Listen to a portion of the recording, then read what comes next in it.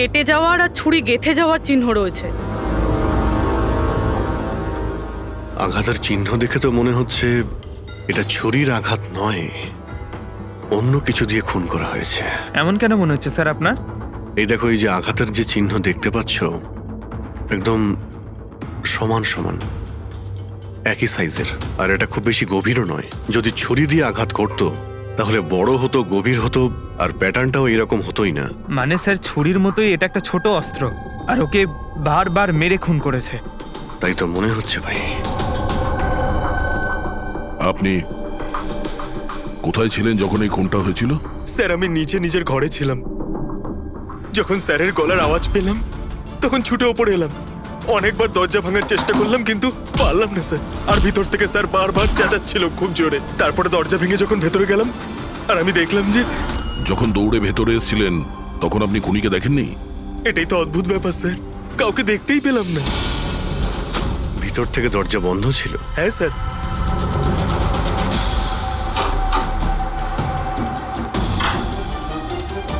তুমি যখন ভিতরে এলে তখন এখানে লাইট ছিল? স্যার ওই সময় কারেন্ট ছিল না। তারপরে আমি দরজা খুলে ভিতরে গিয়ে দেখলাম কারেন্ট এসে গেছে। অদ্ভুত ব্যাপার স্যার, এ আবার কেমন খুনি যাকে লাইটেও দেখা যায় না? এ আবার আত্মা। এটাও তো হতে পারে যে যখন ঘরের মধ্যে অন্ধকার ছিল সেই সুযোগে খুনি পালিয়ে গেছে। স্যার এটা কোনোভাবেই সম্ভব না স্যার। যদি খুনি অন্ধকারের মধ্যে দরজার বাইরে যেত তাহলে আমি দেখতে পেতাম, কাউকে দেখতে পাইনি স্যার। এখান থেকে বাইরে যাওয়ার তো আর কোনো রাস্তা দেখতেও পাচ্ছি না। সেটাই তো, রুম থেকে বাইরে বেরোনোর একটাই রাস্তা, সেটা হলো এই দরজাটা। দরজা ভেতর থেকে বন্ধ ছিল আর লোকে সেই দরজাটাকে খুলেছে, আর ও তো এসে খুনিকে দেখেনি। অদ্ভুত ব্যাপার।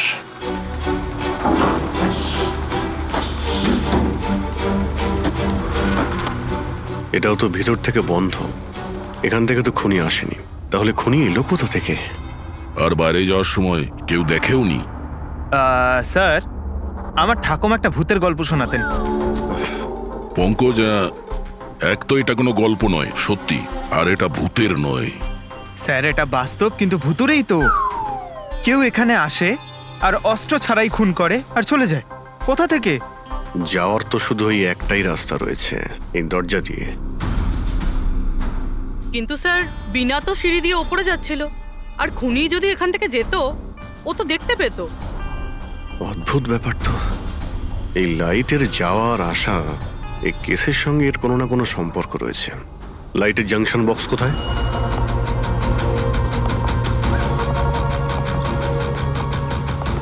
স্যার এটাই সেই বক্সটা।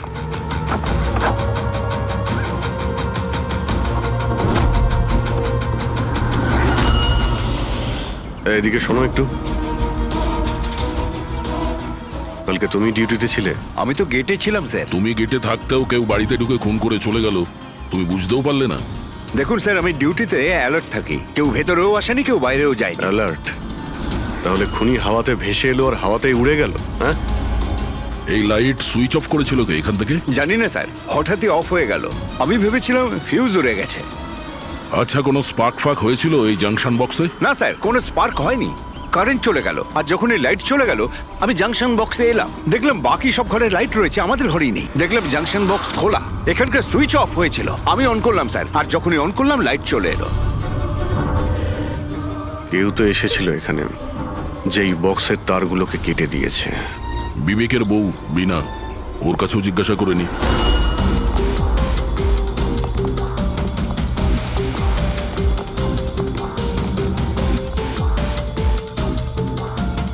দেখুন, আমরা জানি যে এই সময়ে আমরা আপনাকে প্রশ্ন করছি।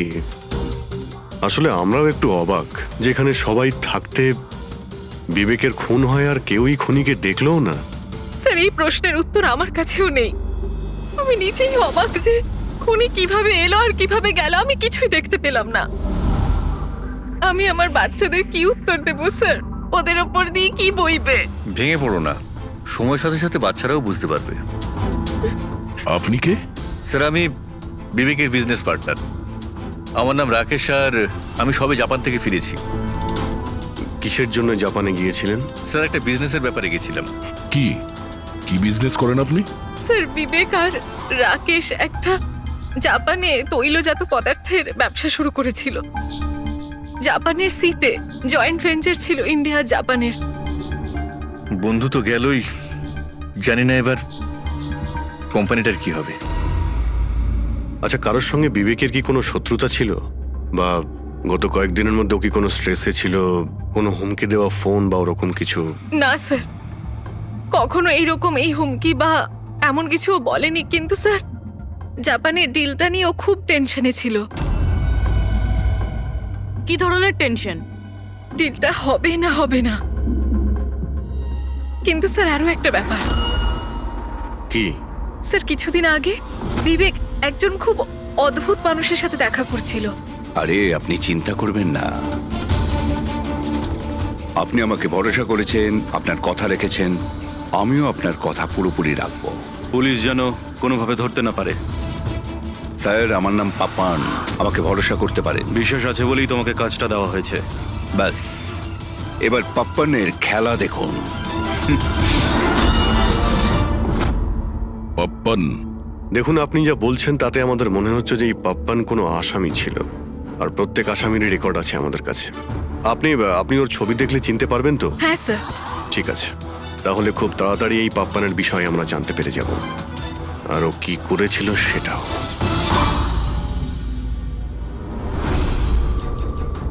তোমাদের সন্দেহ একদম ঠিক বস, এই খুনটা ছুরির দ্বারা হয়নি। তাহলে কোন অস্ত্র দিয়ে হয়েছে যেটা কেউ দেখতে পায়নি? এমনকি লোকেশ নিজেও সেই অস্ত্র দেখতে পায়নি। হ্যাঁ বস, অস্ত্র চোখে পড়েনি, আর আশ্চর্যের ব্যাপার হচ্ছে খুনিকেও কেউ দেখেনি। এটাই তো রহস্য স্যার, খুন হয়েছে, খুনিকে দেখাই যায়নি। আঘাত ছুরি দিয়ে করার মতো, কিন্তু ছুরি দিয়ে খুন হয়নি। ধাঁধা তো অবশ্যই অভিজিৎ, আর এই ধাঁধাকে সলভ করার জন্য তোমাদের সবাইকে অনেক পরিশ্রম করতে হবে। দেখো বস, আমরা তো আত্মায় বিশ্বাস করি না, কিন্তু সায়েন্সের দ্বারা অনেক কিছু করা সম্ভব। আমার মনে হচ্ছে কোনো মডার্ন সায়েন্সের টেকনোলজি এখানে ব্যবহার করা হয়েছে এই খুনে। হাইটেক খুনি। হাইটেকই হবে, না হলে না দেখতে পাওয়া খুনি লাইটস অফ করার কি দরকার? মানছি খুনি হাইটেক, কিন্তু কোথাও না কোথাও আঙুলের ছাপ তো রেখে গেছে ও। নিশ্চয়ই আছে। তার মানে স্যার, আমরা ক্রাইম সিন থেকে যে আঙুলের ছাপগুলো এনেছিলাম তার মধ্যে একটা ছাপ নিশ্চয়ই খুনির হবে। হওয়া উচিত ছিল দা, কিন্তু আফসোসের কথা হচ্ছে হয়নি। তোমরা যতগুলো ফিঙ্গারপ্রিন্টস নিয়ে এসেছো সেখানে শুধু একটাই ওর স্ত্রীর ফিঙ্গারপ্রিন্টস আছে, যেটা একদম ক্লিয়ার। আর অন্য ধরনের ফিঙ্গারপ্রিন্টস গুলো সব স্ম্যাশড, একদম নষ্ট হয়ে গেছে। মনে হচ্ছে যেন কেউ গ্লাভস পরে দরজাটা খুলেছে আর বন্ধ করেছে। পুরো প্ল্যানিং করে খুন করা হয়েছে, যাতে কোনো প্রমাণ না থাকে। একটা কাজ করি আমরা, ওই বিবেকের বাড়িতে যে কয়জন লোক আছে ওদের প্রত্যেকের আলাদা আলাদা স্টেটমেন্ট নিতে হবে। সবাইকে জিজ্ঞাসাবাদ করো যে সেই রাতে এক্সাক্ট কি হয়েছিল। খুনি অন্ধকারের সুযোগ নিয়েছে, আর আমরাও অন্ধকারে লক্ষ্যভেদ করব। স্যার, যখন খুন হচ্ছিল তখন এই খুনি ভেতরেই ছিল স্যার। যেই বিনা বাইরে গেছিল ওকে খুন করে দেয়। এই থিওরি হতে পারে পঙ্কজ, যদি লাইট না অফ হতো তো। তাহলে স্যার দুজন খুনি আছে, একজন লাইট অপারেট করে আর একজন খুন করে। হ্যাঁ, কিন্তু যে লাইট অফ করলো সে কোথায় ছিল? ওখানে তো গার্ড দাঁড়িয়ে ছিল। ও বললো যে না কাউকে ভিতরে আসতে দেখেছে আর না কাউকে বাইরে যেতে দেখেছে। কিন্তু যখন বিনা বাইরে গেছিল তখনও দরজা খোলা দেখতে পায় স্যার। দরজার উপরে ওর আঙুলের ছাপ পাওয়া যেতে পারে স্যার। খুনি খুবই চালাক। ডক্টর সালুকে বললেন না, এই রুমের মধ্যে আমরা একটাও ফিঙ্গারপ্রিন্ট পাইনি, একটাও। ও হ্যান্ড গ্লাভস পরেছিল স্যার, সেই জন্য হয়তো পাওয়া যায়নি। হ্যান্ড গ্লাভস তো পরেই ছিল। বিবেকের বডি এখানে পড়েছিল, মানে ও এখানেই দাঁড়িয়েছিল। এক মিনিট, তুমি এখানে দাঁড়াও তো। খুনি যখন ভিতরে ঢুকেছিল তখন দরজা খোলা ছিল। যখনই লাইট অফ হয়, খুনি ভিতরে আসে, সে দরজা বন্ধ করে। অন্ধকারের মধ্যে সে বিবেককে খুন করে দেয়, কারণ যখন লোকেশ বাইরে আসে তখন এই দরজা ভিতর থেকে বন্ধ ছিল। হ্যাঁ স্যার, খুনি ভেতরেই ছিল স্যার। কারেক্ট। আর যখনই লোকেশ দরজা খুলে ভিতরে ঢোকে খুনি চুপ করে এখান থেকে বেরিয়ে চলে যায়। কিন্তু যদি খুনি এখান থেকে গিয়ে থাকে তাহলে লোকেশ তো এখানেই দাঁড়িয়ে ছিল। ওর তো দেখা উচিত ছিল খুনিকে। লোকেশ তো বলল যে শুধু এখানে বিবেকের বডি পড়েছিল, খুনিকে তো দেখতে পাইনি। স্যার এই লোকেশ না মিথ্যে কথা বলছে স্যার। আমার তো মনে হচ্ছে না। ইন্টারোগেশনের সময় বড় বড় মিথ্যেবাদীরা না কাঁপতে থাকে, ওদের জিভ জড়াতে থাকে। আমার তো মনে হচ্ছে না ও মিথ্যে বলছে। তাহলে কে সেই লোক? বিনা অনুভব করেছে, লোকেশ অনুভব করেছে কিন্তু দেখেনি। না, দেখিনি।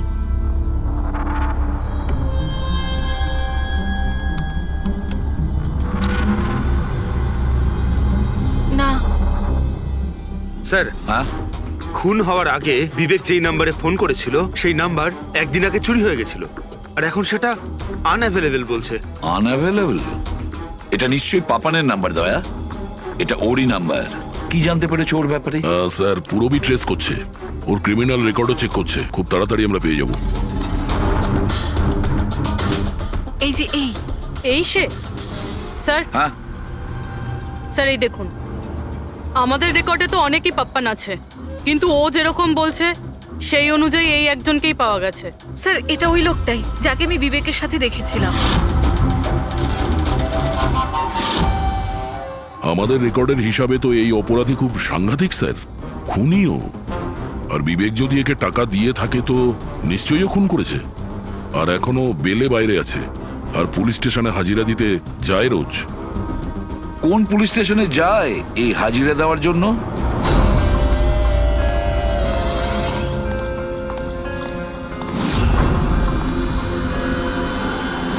স্যার এখান থেকে পাস হয়ে গেছে। সবজি নিয়ে যাবেন দাদা, সবজি নেবেন, সবজি। স্যার, পাপান এখান দিয়ে ক্রস করে গেল। না ভাই, নিজের ঠেলা সামলা। আর ওকে আটকে রাখ, ও কাঁদুক বা হাসুক তুই চিন্তা করিস না। যতক্ষণ ও আমাদের কাছে থাকবে খেলা আমাদের হাতে। আমার জন্য অপেক্ষা কর। যদি কোনো গোলমাল হয় না, তোদের কাউকে ছাড়বো না আমি। এই গোলাম কিন্তু তোমার দিকেই যাচ্ছে দয়া, খেয়াল রেখো ওকে।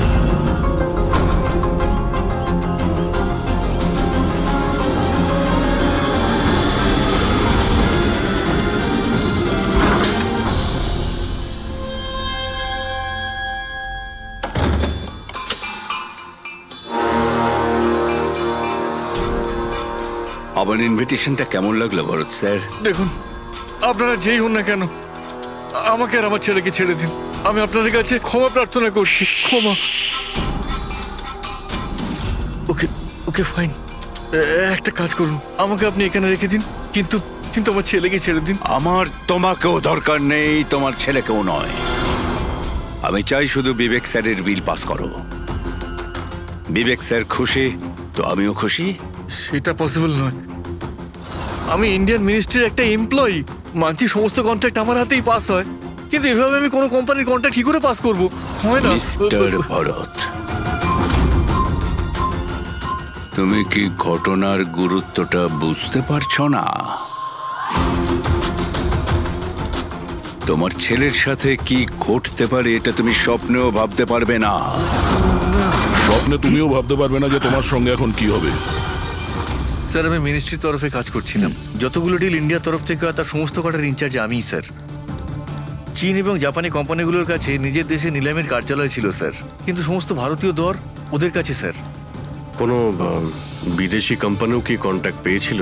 না স্যার, এ ব্যাপারে সকলের সমান অধিকার আছে, কারণ ভারতীয়দের কাছে চিপ লেবার আর র মেটেরিয়াল ইজিলি অ্যাভেলেবেল। সেই জন্য অন্য বিদেশি কোম্পানিদের কন্ট্রাক্ট পাওয়া মুশকিল ছিল স্যার। স্যার এই নিলামের ব্যাপারটা তো বুঝতে পেরে গেছি। এই বিবেক নিলামটাকে নিজের ফেভারে করার জন্য ওর ছেলেকে কিডন্যাপ করিয়েছে, কিন্তু বিবেককে কে মেরেছে আর কেন? এই কাজটা নিশ্চয়ই কোনো ইন্ডিয়ান কোম্পানি করেছে, যে বিবেকের কম্পিটিটর ছিল। এই জন্যই হয়েছে এই সমস্ত কিছু। ওই লিস্টটা আপনি নিয়ে এসেছেন যেখানে বিবেক ছাড়া অন্য কারো নাম রয়েছে? স্যার, যেমন আপনি বলেছিলেন স্যার, তো প্রত্যেকের নাম এই লিস্টে আছে sir. Thank you. Kartik, Bibek এই দুজন ছাড়া কার্তিক, রমেশ, শিবানী, রনি আর নবীন। আচ্ছা মিস্টার ভরত, এদের মধ্যে আপনার কাকে মনে হয় যে বিবেকের বিরুদ্ধে নিলাম ডাকতো সব থেকে বেশি? স্যার মানে এরকম কোনো লোক যে বিবেক এই বিট জিতলে দুঃখ পাবে কিংবা ওর কোনো ক্ষতি হবে? স্যার এমন তো দুজন লোক হওয়া সম্ভব, রনি আর নবীন। রনি আর নবীন, তাহলে দেখা করো, এই রনি আর নবীনকে জিজ্ঞাসাবাদ করো। জানা তো যাবে এমন কে আছে যে সামনে না এসেও খুন করতে পারে।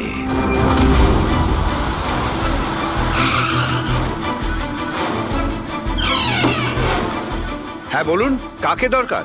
মিস্টার রনিকে বলো যে সিআইডি অফিসাররা এসেছেন।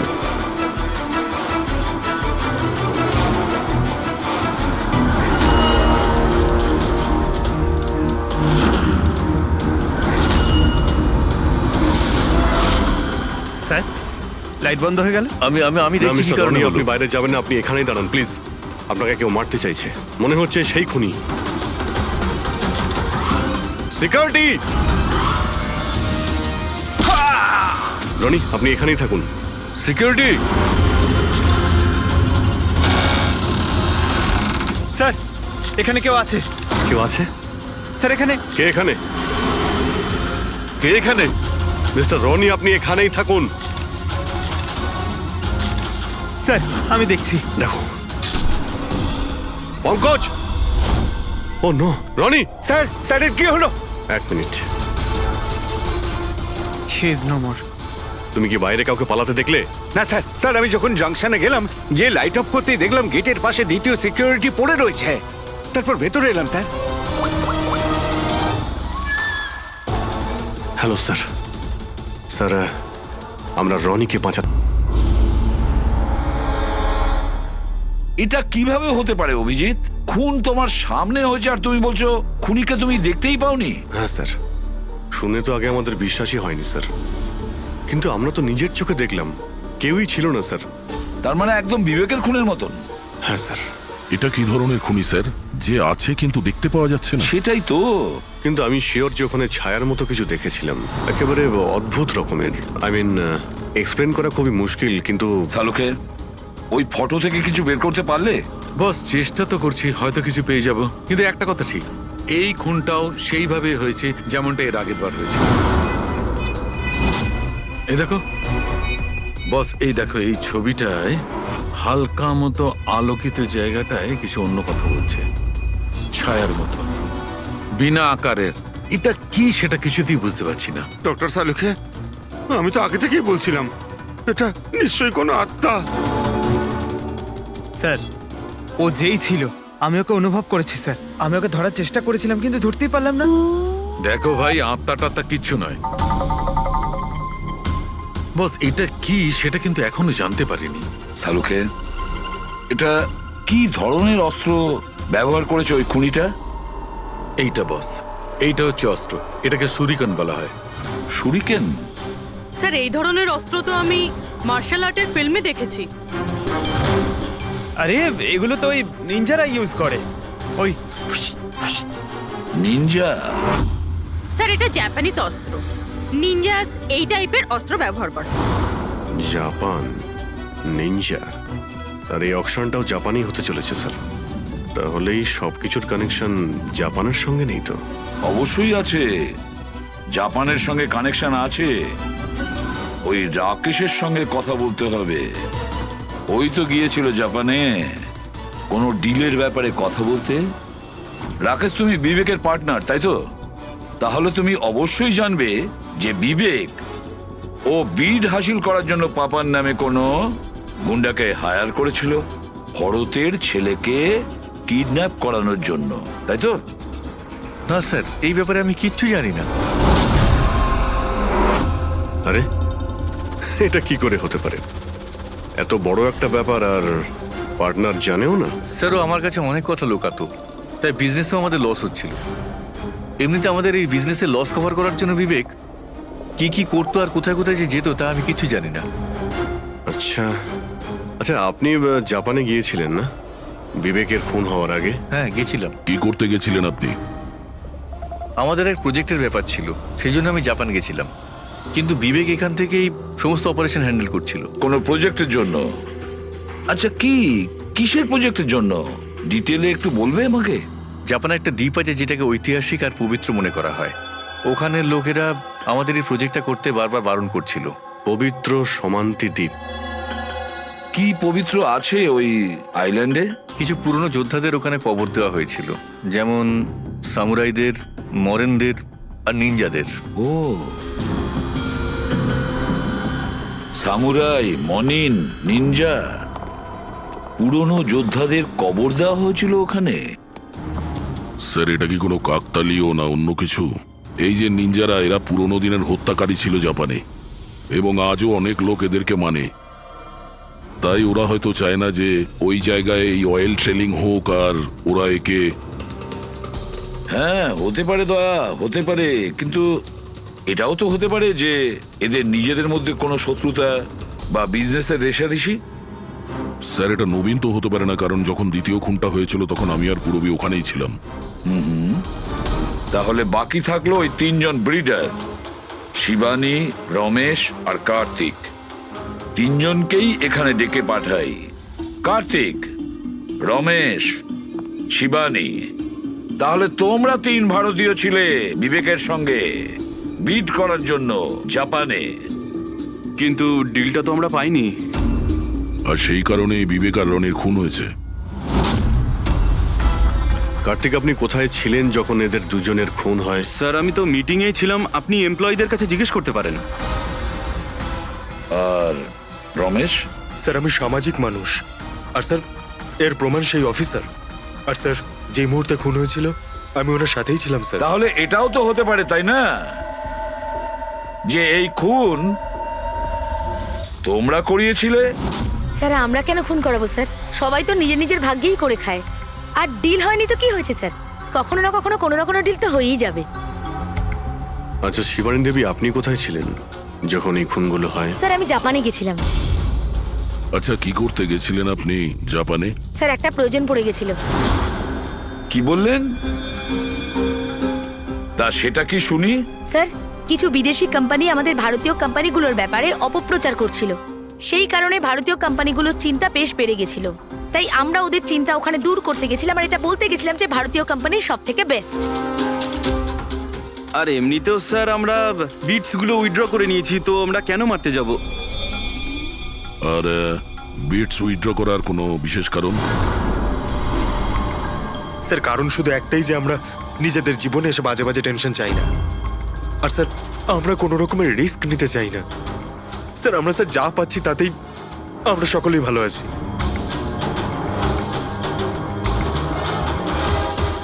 স্যার, এখন তো ওই নবীনই বাকি রইল। ও তোর ভিডিও এখনো ফেরত নেয়নি। তাহলে ওই আবার এইসব করেনি তো? তবে এটাও তো হতে পারে যে পরবর্তী শিকার নবীন নিজে। নবীন, তুমি ভিট কেন ক্যান্সেল করলে না যখন সবাই পিছিয়ে এলো? এভাবে কি করে আমি পিছিয়ে আসতে পারি? এই কন্ট্রাক্টটাতে পাওয়ার জন্য আমি কত বছর কষ্ট করেছি সেটা তুমি জানো। আমি ভেবেছিলাম যে এই কন্ট্রাক্টটা যদি আমি পেয়ে যেতাম তাহলে আমার পুরো জীবনটা চেঞ্জ হয়ে যেত। এখন তো বেঁচে থাকাটাই অসম্ভব হয়ে উঠেছে। তুমি বুঝতে কেন চাইছো না? তুমি চলে গেলে আমার কি হবে? ভয় পাওয়ার কোনো প্রয়োজন নেই, আমাদের কিচ্ছু হবে না। সিআইডির পুরো টিম আমাদের সাথে রয়েছে। আরে ওরা তো সিআইডি লোকের সামনেই মেরে চলে গেল। সিআইডির লোকেরা কি করলো? কিচ্ছু করতে পারলো না। সিআইডি টিমের উপরে ভরসা রাখো তুমি, আমাদের কিচ্ছু হবে না। পঙ্কজ, তুমি জানো তো আমাদেরকে কি করতে হবে? Don't worry, I know. আমি আসছি।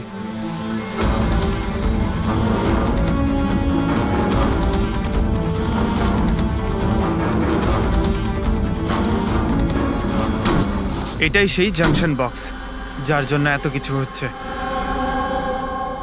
আজ দেখেই ছাড়বো এটা কে। এই জায়গাটা ঠিকঠাক।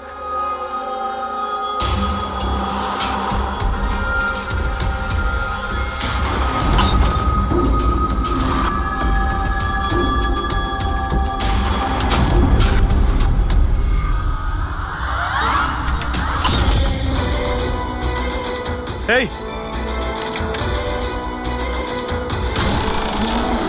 এই হ্যাঁ কে ওখানে?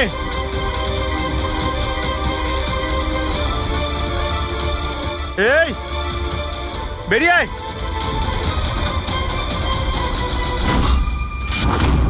নবীন, লাইট অফ হয়ে গেল কেন? তোমার কিচ্ছু হবে না। না না না, মনে হয় আমি চলে বলছি তো এসেছে কিচ্ছু ওরা। হবে না।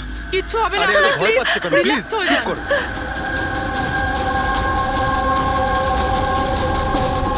রিল্যাক্স হয়ে যান, সামনে এসো। ও তোমায় মেরে আরে ফেলবে। না, এই, কে এখানে? কে?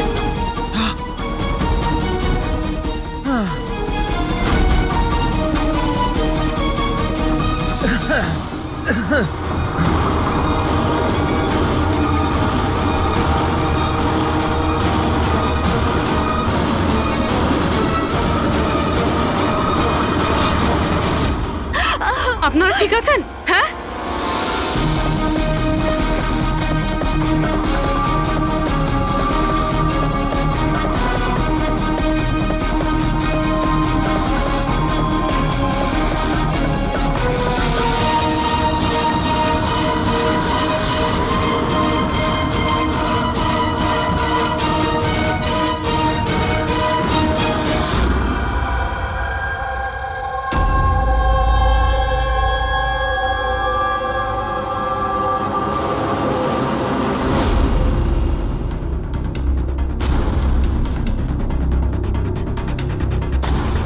স্যার আমি ওখানে 6টা গুলি চালিয়েছিলাম।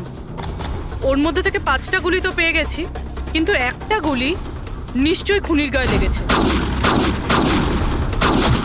একটা গুলি খুনির লেগেছিল? পুরবি, তুমি এতটা নিশ্চিত হয়ে কি করে বলছো যে খুনির গায়ে একটা গুলি লেগেছিল? আচ্ছা, ওখানে কি কোনো রক্তের দাগ পেয়েছিলে? না স্যার, রক্ত তো ছিল না ওখানে, কিন্তু গুলি লাগার আওয়াজ আমি পেয়েছি। আরে গুলি লাগলে তো রক্ত বের হবেই, বাড়ির মধ্যে না হোক বাড়ির বাইরে কোথাও পেয়েছো? না স্যার, আমরা ভালোভাবে চেক করেছিলাম, ওখানে রক্ত ছিলই না। হতে পারে স্যার খুনি বুলেট প্রুফ ড্রেস পরেছিল। স্যার এটাও তো হতে পারে এই কালো টুকরোটা ওই বুলেট প্রুফ ভেস্টের টুকরো। সালুকে, এই কালো কাপড়ের টুকরো থেকে তুমি কিছু জানতে পারলে? না বস, এই কাপড়ের ওপরেও রক্তের কোনো চিহ্ন নেই। রক্ত ছাড়া অন্য কিছু তুমি কি পেয়েছো? হ্যাঁ, এই কাপড়টা এতটা কালো যে বিশ্বাসই হচ্ছে না। এর উপর থেকে কোনো ধরনের রিফ্লেকশন হতেই পারে না। রিফ্লেকশন হতে পারে না মানে এটা হচ্ছে ফ্রেডি, যে যখন তুমি কোনো জিনিসের ওপর আলো ফেলবে, ওই আলোটা একটু রিফ্লেক্ট করে তোমার চোখে আসবে। এর থেকেই জানা যায় যেটা কি জিনিস, এর রংটা কি, সবকিছু। কিন্তু এই কাপড়ের উপর তুমি যদি আলো ফেলো তো রিফ্লেক্ট হবে না। এই কাপড়ে লাইট মারলে এই কাপড়টা দেখতেই পাওয়া যায় না, না। আমি দেখাচ্ছি। এই দেখো, এইখানে আলোটা আছে, আমি এটাকে নিয়ে যাচ্ছি এই কাপড়টার উপর, আর এই দেখো লাইট ভ্যানিশ। মাই গড, মানে এই কাপড়টা পুরো আলোটা অ্যাবজর্ব করে নিয়েছে। আর এই দেখো, কাপড় থেকে যে বাইরে এলো আবার লাইটটা দেখা যাচ্ছে। অদ্ভুত, কাপড় পুরো লাইটটাকে অ্যাবজর্ব করে নেয়, দেখতেই পাওয়া যাচ্ছে না কাপড় আছে কি নেই। দেখো সালুকে, নবীনের খুব বিপদ, যা জানো তাড়াতাড়ি বলে ফেলো। বস, আমি জানি যে এটা কি, আর খুনটা কি করে হয়েছে।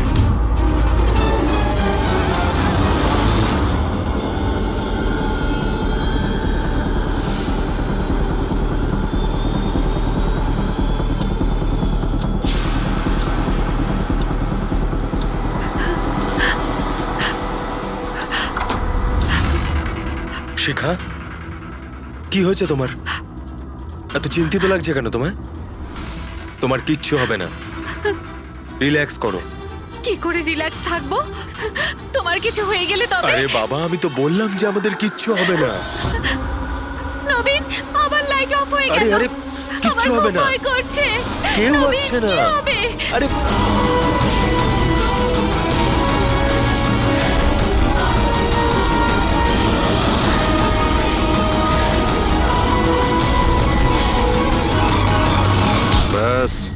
খেলা শেষ। এক গ্লাস দুধ নিজের হাতে করে নিয়ে আসো, তাহলেই সব টেনশন দূর হয়ে যাবে। আচ্ছা তাই নিয়ে আসছি। Please, thank you.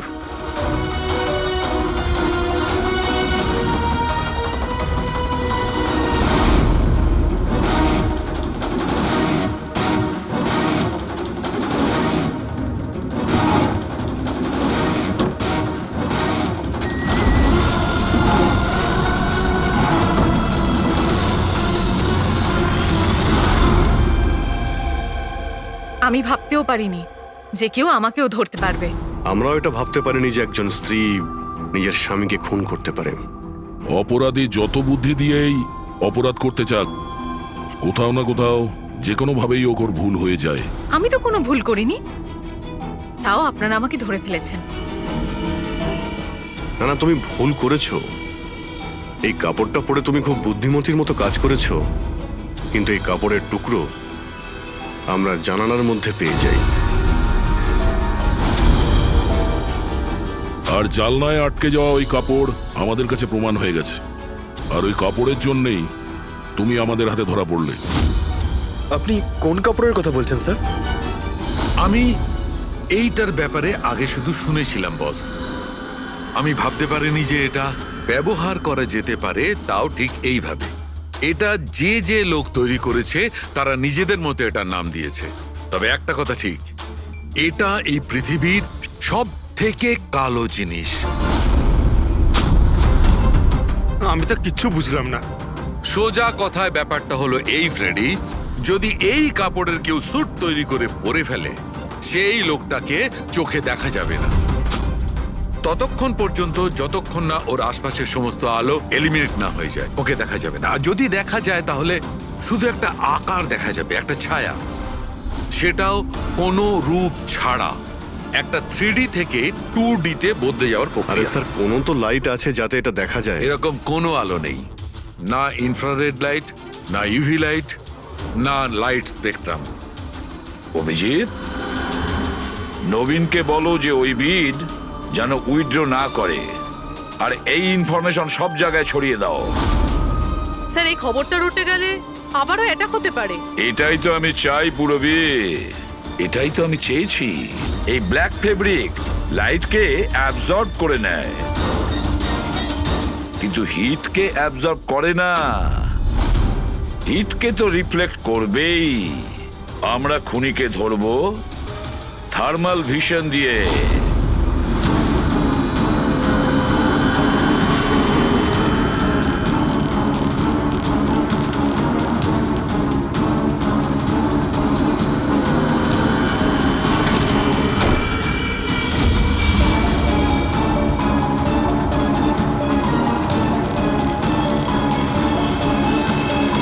ব্যাস, খেলা শেষ। এইভাবেই এই কালো ড্রেসের জন্য তোমার খেলা শেষ হয়ে গেছে? হ্যাঁ, এখন তাড়াতাড়ি বলো, নিজের স্বামীর খুন করেছো কেন তুমি? ঘৃণা করতাম আমি ওকে।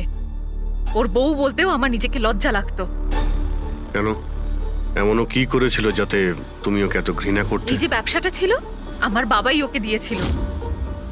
এত বড় এম্পায়ার দাঁড় করিয়ে দিল ওকে, আর ও সেটা ধুলোতে মিশিয়ে দেওয়ার চেষ্টা করছিল। গুন্ডাদের দিয়ে সমস্ত কন্ট্রাক্ট আদায় করত। তার মানে তুমি বলতে চাইছো যে ও নিজেই ওর বিজনেসটাকে খারাপ করে দিচ্ছিল? করছিল না, করে দিয়েছিল। আমার ফ্যামিলি ব্যাংকারাপসির মধ্যে পড়ে গেছিল। বিজনেস খারাপ চলছিল তো ওর সাথে তুমি কথা বলতে, ওকে বোঝাতে পারতে। ওকে প্রাণে মেরে ফেললে। আমি ওকে বোঝানোর চেষ্টা করেছিলাম, কিন্তু ও বোঝেনি। আর বাধ্য হয়ে আমাকে এই স্টেপটা নিতে হয়। আমাকে আমার সন্তানদের কথা ভাবতে হতো, ওদের তো আমি না খাইয়ে মারতে পারবো না। সেই জন্যই পুরো বিজনেসটা তুমি তোমার হাতে নিয়ে নিয়েছো। হ্যাঁ, আমি জাপানের একটা কোম্পানিকে অ্যাপ্রোচ করেছিলাম লুকিয়ে লুকিয়ে। ছোট ছোট কন্ট্রাক্ট আর টাকার বদলে আমি ঠিক করি যাতে আমার কোম্পানির ওপর কোনো বাধা নিষেধ না খাটে। আর সেই জন্যই আমি আমার পথের কাঁটাদের এক এক করে মারতে শুরু আর করি। তাদেরকে মারার জন্য এমন একটা অস্ত্র ব্যবহার করেছো যেটা নিনজারা ইউজ করে? হ্যাঁ, এসব করে তুমি কি পেলে? জেল। যে সন্তানদের জন্য তুমি এই অপরাধের রাস্তা নিলে, এখন তো তারা অনাথ হয়ে যাবে।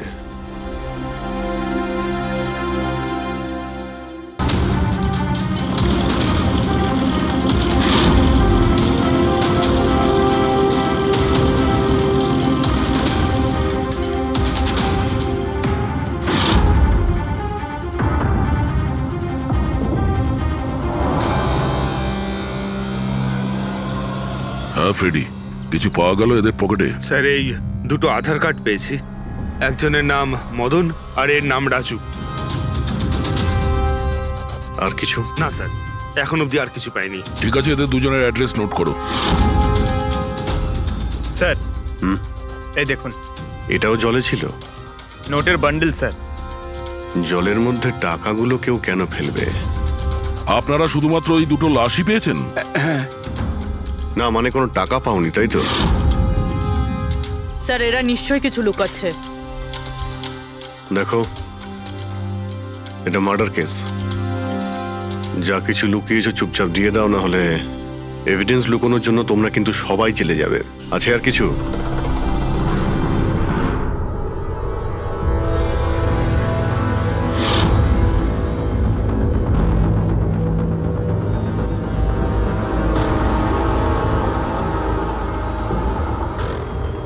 একই নদীতে এই দুজনের বডি আর এত টাকা, কোইন্সিডেন্স তো নয়। এরা দুজনে যেই হোক না কেন, এদের এই পয়সার সঙ্গে কোনো সম্পর্ক আছে মনে হচ্ছে। আমার তো মনে হচ্ছে টাকার জন্যই এসব হয়েছে। চলো এই ব্রিজটায় গিয়ে দেখি।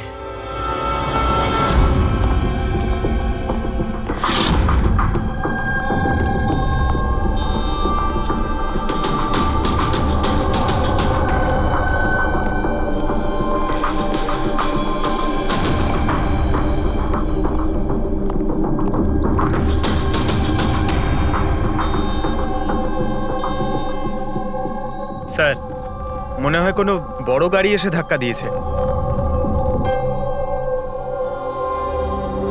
এই টায়ারের চিহ্ন দেখে তো মনে হচ্ছে কোনো ট্রাক এসেছিল। আমি শিওর যে ওই টাকার ক্রেটগুলো এই ট্রাকে করেই এসছে। কোনো চার চাকায় তো কেউ নিয়ে আসবে না এতগুলো ক্রেট। স্যার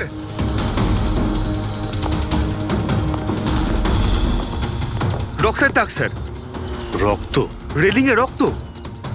কেউ মনে হয় দুজনকে গুলি মেরে রেলিং দিয়ে টপকে দিয়েছে নদীতে। যদি গুলি চালানো হয় তো আশেপাশে গুলি চালানোর চিহ্নও পাওয়া যাবে। দেখো তো কিছু পাওয়া যায় কিনা।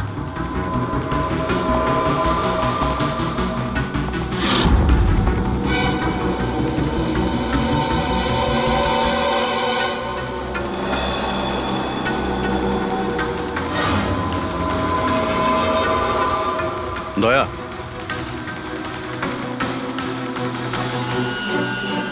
এখানে অনেকগুলো গুলির চিহ্ন দেখতে পাচ্ছি। তার মানে এখানে প্রচুর গোলাগুলি হয়েছে। মানে কেউ দৌড়ে পালাচ্ছিল আর পিছন থেকে কেউ গুলি চালাচ্ছিল। কিন্তু স্যার ওই দুটো বডিকে দেখে তো মনে হচ্ছে কেউ সামনে থেকে শুট করেছে।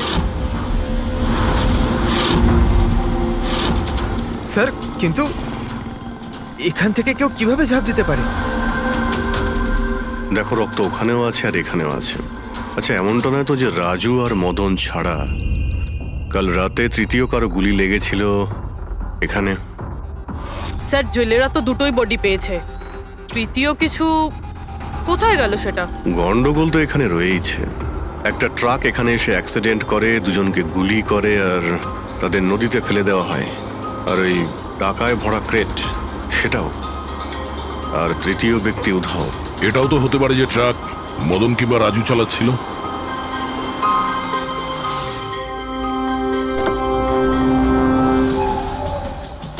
হ্যালো অফিসার্স, মাইসেলফ জয়ন্ত খোসলা, ইন্টেলিজেন্ট ব্যুরো। এখানে কি ব্যাপারে? আমি একটা প্রায়োরিটি কেসে কাজ করছি। আমি ঠিক পেয়েছিলাম যে এখানে অনেক বড় একটা ইলিগাল কনসাইনমেন্ট আসার কথা। আমি আশপাশের সমস্ত মেজর হাইওয়ে আর জাংশনে চেকিং এর বন্দোবস্ত করেছি, কিন্তু লোকাল পুলিশ সেখান থেকে কিছু পায়নি। একটু খুলে বলবেন? আমি খবর পেয়েছি আপনারা কিছু ক্রেট পেয়েছেন, পুরো নোটে ভর্তি। হ্যাঁ, পাওয়া তো গেছে। আপনি একটু বলবেন যে আপনি কোন কেসে কাজ করছেন? আমরা এখানে টাকা ছাড়া দুটো ডেড বডিও পেয়েছি। এদের মধ্যে কি কোনো কানেকশন আছে নাকি? তার আগে আমাকে ওই নোটগুলো দেখতে হবে, তারপরেই হয়তো আমি আপনাদের কিছু বলতে পারি। ঠিক আছে, চলুন আমাদের সঙ্গে।